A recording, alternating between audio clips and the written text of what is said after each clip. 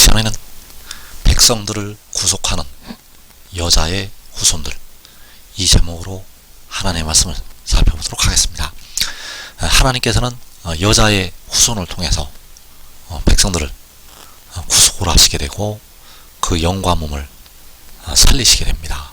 그래서 이 시간에 백성들을 구속하는 여자의 후손들, 이 제목으로 하나님의 말씀을 살펴보도록 하겠습니다. 그래서 창세기 3장 15절에서 내가 너로 여자와 원수가 되게 하고 내 후손도 여자의 후손과 원수가 되게 하리니 여자의 후손은 내 머리를 상하게 할 것이요 너는 그의 발꿈치를 상하게 할 것이니라. 자, 여기에서 하나님께서 그 뱀에게, 옛 뱀에게, 바로 원수마귀 사탄에게 말씀을 하시고 있습니다. 그래서 내가 너로 여자와 원수가 되게 하고 내 후손도 여자의 후손과 원수가 되게 한다고 말씀을 하시고 있습니다. 그래서 여자의 후손은 내 머리를 상하게 할 것이요 너는 그의 발꿈치를 상하게 할 것이니라. 자, 여기서 여자의 후손이 그 옛 뱀의 머리, 바로 사탄의 머리를 상하게 한다고 말씀을 하시고 있고, 너는 그의 발꿈치를 상하게 할 것이라고 말씀을 하셨습니다. 그래서 머리를 상하게 하는 여자의 후손, 그리고 그의 발꿈치를 상하게 하는데 그도 바로 여자의 후손. 그래서 그 발꿈치를 상하게 하는 여자의 후손이 있고, 사탄의 머리를 상하게 하는, 사탄의 머리를 상하게 하는 여자의 후손이 있다는 사실입니다. 그래서 오늘날 백성들이 알아야 될 것이, 사탄의 머리가 현재 상하여진 것이 아니고, 현재 원수마귀 사탄은 오늘도 우는 사자같이 두루 다니며 삼킬 자를 찾고 있다는 사실입니다. 그래서 원수마귀 사탄은 오늘도 하나님 앞에서 밤낮 하나님의 백성들을 참소를 하고 있고, 또 우는 사자같이 돌아다니면서 삼킬 자를 찾고 있다는 사실입니다. 그래서 여자의 후손은 내 머리를 상하게 하고 원수마귀 사탄은 그의 발꿈치를 상하게 한다고 말씀을 하시고 있습니다. 그래서 너는 그의 발꿈치를 상하게 할 것이니라. 자, 이 일이 먼저 일어나게 됩니다. 그 원수마귀 사탄이 그의 발꿈치를 상하게 하는 이 일이 먼저 일어나게 된다는 사실입니다. 그래서 원수마귀 사탄이 바로 만군의 여호와께서 자신을 낮추시고 사람의 모양으로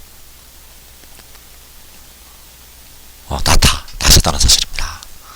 그래서 십자가를 지시게 되었는데, 그 십자가를 지신 것이 원수마귀 사탄이 바로 그의 발꿈치를 상하게 한 것이 되겠습니다. 원수마귀 사탄이 그의 발꿈치를 상하게 하였다는 것, 바로 만군의 여호와께서 자신을 낮추사 사람의 모양으로 나타나셨고, 그 발꿈치를 원수마귀 사탄이 상하게 하였다는 사실입니다. 그리고 여자의 후손이 내 머리를 상하게 할 것이라고 말씀을 하시고 있습니다. 그래서 발꿈치를 상하게 하는 여자의 후손, 그 발꿈치를 상하게 하는데, 그 발꿈치가 상함을 당하는 여자의 후손이 있고, 그 사탄의 머리를 상하게 하는 여자의 후손이 있다는 사실입니다. 그래서 여자의 후손, 창세기 3장 15절에서 말씀하는 여자의 후손은 두 존재가 있다는 사실입니다.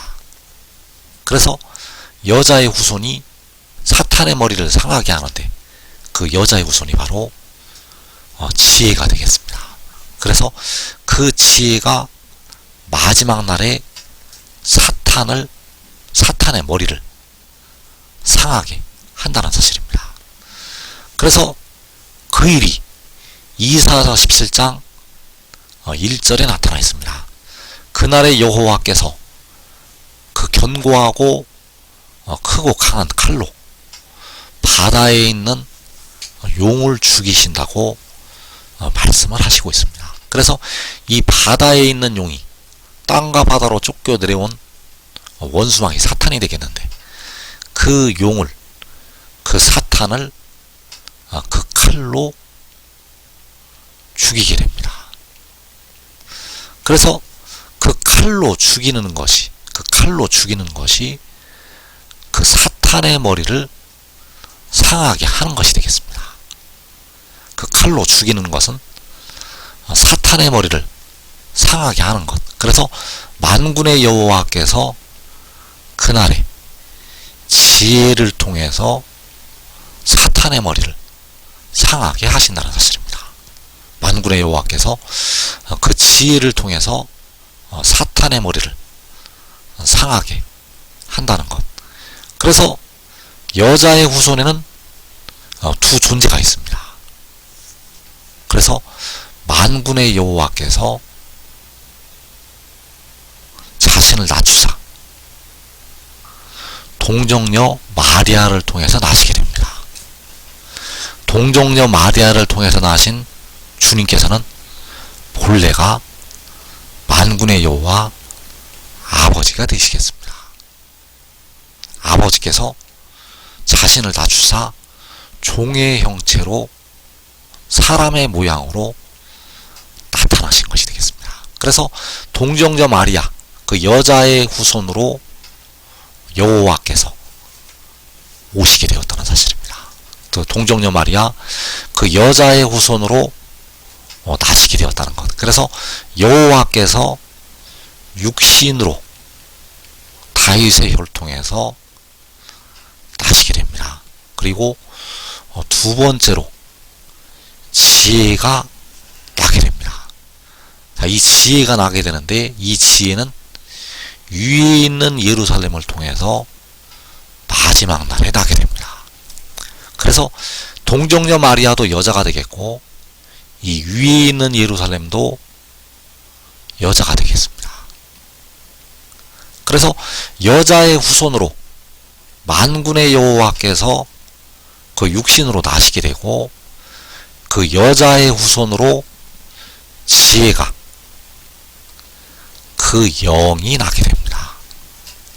그래서 지혜는 백성들을 살려주는 영으로 오게 됩니다. 고린도전서 15장에서 살려주는 영, 그 살려주는 영이 바로 지혜가 되겠습니다. 지혜는 살려주는 영이 되겠는데, 그 영이 여자의 후손으로 오게 됩니다. 바로 위에 있는 예루살렘을 통해서 나게 되고, 만군의 여호와께서는 동정녀 마리아를 통해서 육신으로 나시게 됩니다. 그래서 여자의 후손으로 만군의 여호와께서 나시게 되고, 역시 여자의 후손으로 지혜가 나게 된다는 사실입니다. 그래서 이사야 7장 14절에서 보라, 처녀가 잉태하여 아들을 낳을 것이요 그의 이름을 임마누엘이라 하리라. 자기 처녀가 잉태하여 아들을 낳는다고 말씀을 하셨습니다. 그래서 이 처녀는 히브리어로 알마라는 단어를 쓰고 있는데, 바로 성숙한 여인이라는 뜻이 되겠습니다. 그 성숙한 여인이 잉태를 해서 아들을 낳게 되는데, 그 이름을 임마누엘이라 하리라고 말씀을 하셨습니다. 그래서 이 말씀이 바로 여자의 후손으로 온다는 것을 말씀을 하는 것이 되겠습니다. 그래서 이 말씀이 두 번 이루어지게 되는데, 바로 만군의 여호와께서 여자를 통해서 잉태가 되시고, 그리고 지혜가 역시 여자를 통해서 잉태가 됩니다. 알마를 통해서 잉태가 된다는 것. 그래서 만군의 여호와께서는 동정녀 마리아를 통해서 나시게 되는데 백성들의 영혼을 속량하시기 위해서 나시게 됩니다. 지옥으로 들어가고 있는 음부로 들어가고 있는 백성들의 영혼을 속량하시기 위해서 나시게 된다는 것. 그래서 십자가에서 그 피로 백성들의 영혼을 속량을 하시게 됩니다. 그리고 로마서 8장 23절에서 성령의 처음 익은 열매를 받은 우리까지도 속으로 탄식하여 우리 몸의 속량을 기다린다고 말씀을 하였습니다. 그래서 속량은 속전이 지불이 되어야 합니다. 속량은 속전이 지불이 되어야 한다는 것. 그래서 영혼의 속량을 위해서 속전이 지불이 되었는데 바로 십자가에서 흘리신 피가 그 속전으로 지불이 되었습니다. 그리고 우리 몸의 속량을 기다린다고 말씀을 하고 있는데 그 속량을 위해서 역시 몸의 속전이 지불이 되어야 합니다. 그래서 그 몸의 속전을 지불하기 위해서 지혜가 오게 됩니다.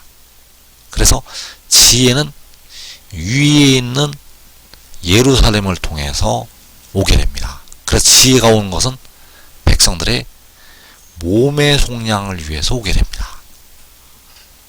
그래서 백성들의 몸이 현재 무덤, 바로 사망에 이르고 있는데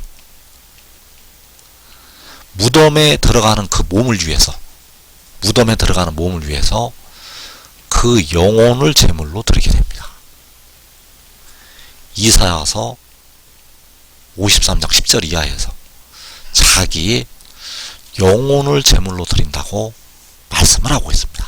그래서 위에 있는 예루살렘을 통해서 그 영이 나서 백성들의 몸의 속전을 지불한다는 것. 그래서 그 영이 제물로 드려진다고 이사야 53장 10절에서 말씀을 하고 있습니다. 그래서 알마가 잉태하여 아들을 낳게 되는데 이 말씀이 두 번 성취가 됩니다. 여자의 후손으로 바로 그 여자가 알마가 되겠고 그 여자의 씨로 만군의 여호와께서 백성들의 영혼을 속량하시기 위해서 오시게 되고 지혜가 백성들의 몸의 속량을 위해서 오게 된다는 사실입니다. 그래서 알마가 잉태해서 아들을 낳게 되는데 그 말씀이 2차로 성취가 될 때 그 지혜가 위에 있는 예루살렘을 통해서 나게 된다는 사실입니다. 그래서 그 위에 있는 예루살렘이 역시 여인의 영이 되겠습니다. 여인의 영을 통해서 지혜가 나게 됩니다. 바로 살려주는 영이 나게 된다는 사실입니다. 그래서 여인의 영의 뱃속에 그 살려주는 영이 잉태가 되어서 나게 된다는 것. 그래서 그 영은 몸의 속량을 위해서 나게 됩니다. 로마서 8장 23절에서 우리가 몸의 속량을 기다린다고 말씀을 하고 있는데 그 몸의 속량을 위해서 지혜가 여호와께서 태초에 가지신 지혜가 나게 된다는 사실입니다. 그래서 그 지혜가 위에 있는 예루살렘을 통해서 나는 것이 요한계시록 12장의 말씀이 되겠습니다. 계시록 12장의 말씀은 지혜가 위에 있는 예루살렘을 통해서 나는 것이 되겠습니다. 계시록 12장 1절에서 하늘에 큰 이적이 보이니 해를 옷 입은 한 여자가 있는데 그 발 아래는 달이 있고 그 머리에는 12별의 관을 썼더라. 이 여자가 아이를 베어 해산하게 되매 아파서 애를 쓰며 부르짖더라. 자, 해를 옷 입고 있는 한 여자. 이 한 여자가 바로 위에 있는 예루살렘이 되겠습니다. 그래서 이 한 여자가 아이를 베게 되는데 이 아이가 바로 지혜가 되겠습니다. 이 아이는 바로 독생자가 되겠습니다. 여호와께서는 스스로 있는 자이시고 이 아이는 바로 태어난 자, 태초에 하나님께로부터 태어난 자. 그래서 이 여자가 아이를 베는 것이, 이 여자가 바로 위에 있는 예루살렘이 지혜를, 잉태를 하는 것이 되겠습니다. 그래서 이 여자가 아이를 베는 것은 알마가 잉태를 하는 것이 되겠습니다. 이 여자가 아이를 베는 것은 이 알마가 잉태를 하는 것. 그래서 동정녀 마리아가 잉태를 하는 것이 1차로 이루어진 말씀이 되겠고, 2차로 마지막 날에 알마가 잉태를 하게 되는데 바로 이 여자가 아이를 베게 된다는 사실입니다. 그래서 이 여자가 아이를 베어서 해산하게 되는데 이 아이는 백성들의 몸의 속량을 위해서 보내심을 받는 지혜가 되겠습니다. 이 아이는 백성들의 몸의 속전, 바로 무덤으로 들어가고 있는 썩어짐의 종로로 타고 있는 몸의 속량을 위해서 보내심을 받는다는 것. 그래서 그 여자가 아이를 베게 되고 그 여자가 아들을 낳게 됩니다. 그래서 이 여자가 낳은 아들이 바로 알마가 잉태해서 아들을 낳을 것이라고 말씀할 때 그 아들이 되겠습니다. 자, 이 말씀은 두 번째로 마지막 날에 이루어지게 됩니다. 첫 번째는 십자가를 지셨던 주님께서 동정녀 마리아를 통해서 나셨을 때 1차로 이루어지게 되었고, 2차로 몸의 속량을 위해서, 백성들의 썩어짐의 종로로 타고 있는 몸의 속량을 위해서 알마가 그 아들을 잉태를 하게 되고 그 아들을 낳게 된다는 사실입니다. 그래서 백성들의 육신이 오늘도 늙어가고 있고 2016년 오늘도 썩어서 흙으로 돌아가고 있습니다. 왜 백성들의 육신이 오늘까지 무덤으로 들어가고 있는가? 주님께서 백성들을 위해서 십자가를 지시고 속량을 하셨는데 주님께서는 백성들의 영혼을 그 십자가로 속량을 하셨습니다. 주님께서는 그 십자가로 백성들의 영혼을 속량하셨다는 것. 그리고 우리는 현재 몸에 있는 죄로, 육신에 거하는 죄로 무덤으로 썩어짐으로 들어가고 있다는 사실입니다. 백성들의 육신은 오늘도 흙으로 돌아가고 있다는 것. 그래서 그 몸의 죄를 속량하기 위해서 하나님께서 지혜를 세상으로 보내시게 됩니다. 그래서 로마서 8장 3절에서 율법이 육신으로 말미암아 연약하여 할 수 없는 그것을 하나님은 하시나니 곧 죄로 말미암아 자기의 아들을 죄 있는 육신의 모양 안에 보내어 육신 안에 죄를 정하사.